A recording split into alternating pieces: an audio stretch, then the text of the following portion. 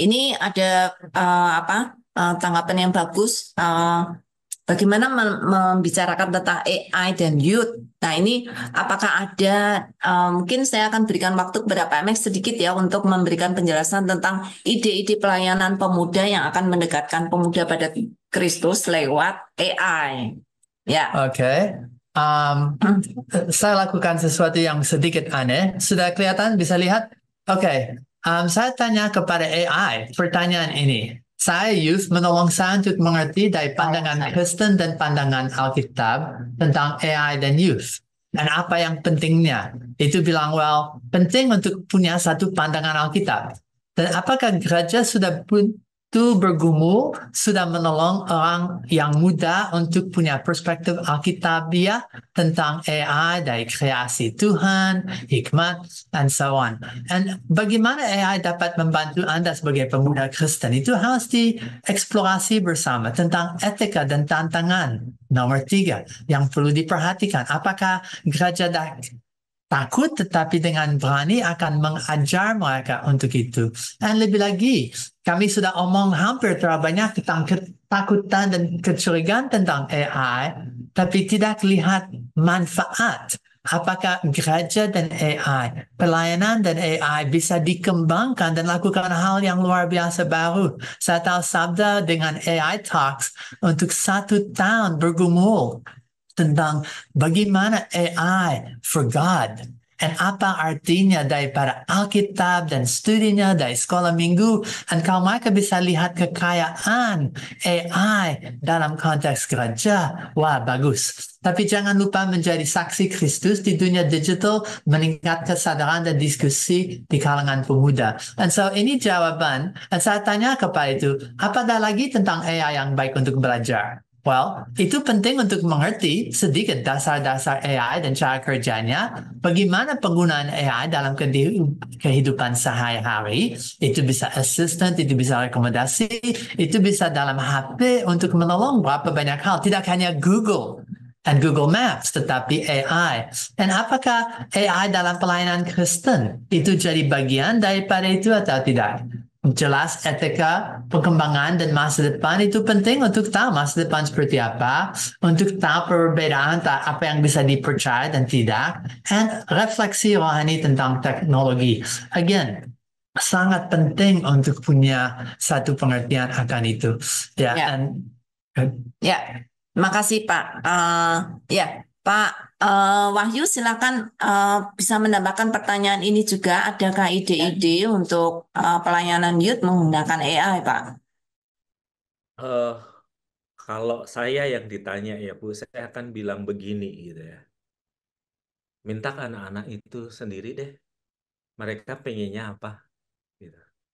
Mereka bisa pakai AI, bisa diskusi, bisa pakai teknologi, dan tanya sama mereka. Mereka maunya apa?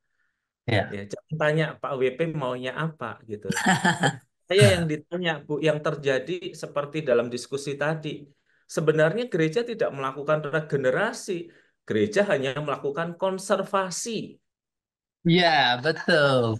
Ya, Itu yang Pak Max Heritage bilang tadi Museum. ya. Yang Pak Max bilang tadi kan, mereka hanya mengkloning, yang dikloning hanya lebih muda usianya, tapi cara berpikir, cara menganalisa semuanya mirip. Ya. Jadi saya akan berkata dari sisi yang agak ekstrim untuk mengatakan, jangan tanya saya, tanya anak-anak aja. Biarin mereka pakai pengetahuan mereka, pakai AI mereka untuk kemudian menyimpulkan, oh sebenarnya kita bisa gini, gini, gini Kak, gitu ya. Ini oke enggak? Nah, fungsi kita adalah supervising dari sisi pengalaman. Nah, kita dulu pernah punya pengalaman kayak gini. Nah, coba kamu masukkan itu sebagai variabelmu ketika kamu mengolah dengan AI. Ini relevan enggak gitu ya. Jadi saya ingin benar-benar memberi kepercayaan kepada generasi ini ya Bu, untuk kemudian do something dan kita hanya seperti menggambar wilayah bermainnya saja gitu ya. Kalau Ya, luar wilayah bermain boleh as long as ini kita dari awal sudah umumin ya. Ini sifatnya eksperimensial gitu ya. Kita mencoba. Jadi jemaat juga nggak kaget gitu ya. Nah, ya, itu senang dengan gereja-gereja tertentu yang satu hari Minggu dalam 1 tahun itu memberi kesempatan bagi youth mereka untuk menginvasi ibadah umum gitu ya. Orang harus pasrah gitu. Harus pasrah gitu. Mau diapain, Berani mau ya Pak ya? apa gitu. Harus berani, Bu. Karena kalau enggak kenyamanan itu meninabohkan. Saya ingin mengapresiasi generasi tua yang memperjuangkan gereja sudah sampai eksis sampai sekarang itu oke. Tetapi mohon maaf, cara berjuang ini belum tentu menjadi cara yang berjuang yang relevan untuk masa depan.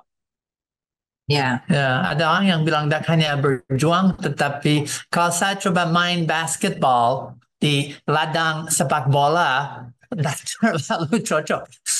Harus belajar untuk the rules of the game in the place of the game. And dengan perubahan tempatnya, caranya, alatnya, jelas akan harus belajar skill yang baru. Tapi ada skills yang baik dimanapun. Sportsmanship, and ada skills yang bisa ditransfer untuk semua sports.